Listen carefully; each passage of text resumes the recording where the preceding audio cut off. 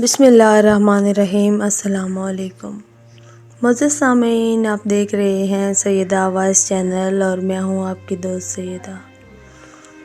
خلیفہ ہارون رشید کے دور میں ایک درویش رہتے تھے۔ ان درویش کا نام بہلول دانا تھا۔ بہلول دانا ایک فلاسفر اور تارک و دنیا درویش تھے۔ ان کا کوئی گھر نہ ٹھکانہ تھا۔ وہ عموماً شہر میں ننگے پاؤں پھرتے تھے اور جس جگہ تھک جاتے وہیں ڈیرا ڈال لیتے تھے۔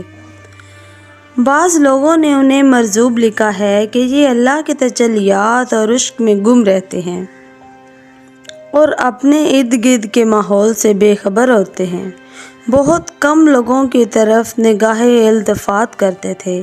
جب کبھی عوام الناس کی طرف منہ کرتے تو حکمت و دانائی کی بہت ہی عجیب و غریب باتیں کرتے تھے، جس سے پتہ چلتا ہے کہ وہ اللہ کے بہت بڑے ولی کامل تھے۔ ان کا اصل نام وہب بن عمرو تھا۔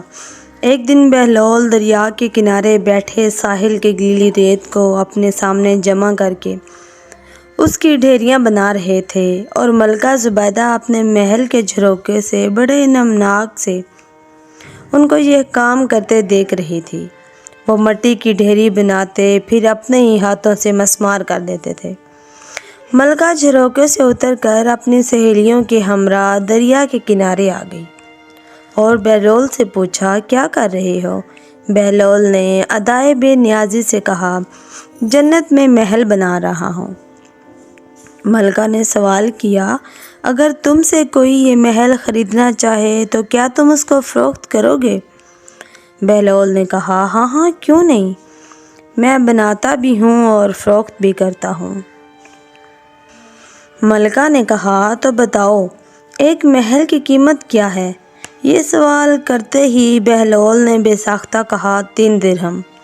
ملکہ نے اسی وقت اپنی کنیزوں کو حکم دیا کہ بہلول کو 3 درہم عطا کیے جائیں اور ادا کر دیے گئے۔ یہ تمام واقعہ ملکہ نے اپنے شوہر خلیفہ ہارون رشید کو بتایا۔ خلیفہ نے اس واقعے کو مذاق میں ٹال دیا۔ رات کو جب خلیفہ ہارون رشید سویا، خواب میں جنت کے مناظر دیکھے۔ جنت میں پھل پھول وغیرہ دیکھنے کے علاوہ بڑے اونچے اونچے محلات بھی دیکھے۔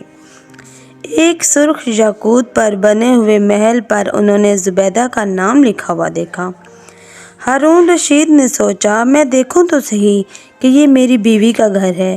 وہ اس گھر میں داخل ہونے کے لیے جیسے ہی دروازے پر پہنچے، ایک دربان نے اسے دروازے پر روک لیا۔ ہارون رشید کہنے لگا، یہ تو میری بیوی کا نام لکھا ہوا ہے، اس لیے میں اندر جانا چاہتا ہوں۔ دربان نے کہا، نہیں، اس دنیا کا دستور الگ ہے۔ جس کا نام ہوتا ہے اسی کو اندر جانے کی اجازت ہوتی ہے، کسی اور کو اجازت نہیں ہوتی، لہٰذا آپ کو داخل ہونے کی اجازت نہیں دی جا سکتی۔ جب دربار نے ہارون رشید کو پیچھے ہٹایا تو ان کی آنکھ کھل گئی۔ بیدار ہونے پر فوراً خیال آیا کہ مجھے تو لگتا ہے بہلول کی دعا زبیدہ کے حق میں اللہ رب العزت کے ہاں فوراً قبول ہو گئی ہے۔ ساری رات اسی افسوس میں کروٹیں بدلتے رہے۔ چنانچہ اسی شام کو بہلول کو تلاش کرتے ہوئے ادھر ادھر دیکھ رہے تھے کہ اچانک انہوں نے دیکھا کہ بہلول ایک جگہ بیٹھ کر مٹی کے مکان بنا رہے تھے۔ ہارون رشید نے السلام علیکم کہا۔ بہلول نے جواب دیا، وعلیکم السلام۔ ہارون رشید نے پوچھا، تم کیا کر رہے ہو؟ بہلول نے کہا، جنت میں محل بنا رہا ہوں۔ ہارون رشید نے پوچھا، بیچو گے؟ تو بہلول نے کہا، ہاں کیوں نہیں، میں بناتا بھی ہوں اور فروخت بھی کرتا ہوں۔ تو بتاؤ ایک محل کی قیمت کیا ہے؟ بہلول نے بے ساختہ کہا، تیری پوری سلطنت۔ ہارون رشید نے کہا، اتنی قیمت تو میں نہیں دے سکتا، کل تو آپ 3 درہم کے بدلے دے رہے تھے اور آج پوری سلطنت مانگ رہے ہو۔ بہلول نے کہا، کل بن دیکھے معاملہ طے پایا تھا اور آج تم محل دیکھ کے آئے ہو۔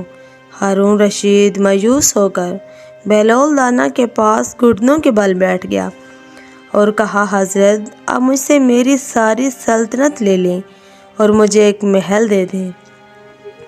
جب بہلول دانا نے خلیفہ کی عاجزی دیکھی تو کہا کہ میں تمہاری سلطنت کا کیا کروں گا؟ اس دنیا کی محبت تو بہت سے گناہوں کی جڑ ہے۔ جاؤ اپنی سلطنت اپنے پاس رکھو، اس محل کو بھی تمہارے لیے 3 درہم میں فروخت کرتا ہوں۔ پلیز ہمارے چینل کو لائک، شیئر اور سبسکرائب کیجیے، ساتھ ہی گھنٹی کے بٹن کو بھی پریس کیجیے تاکہ ہماری آئندہ آنے والی ویڈیوز کا نوٹیفیکیشن سب سے پہلے آپ تک پہنچے۔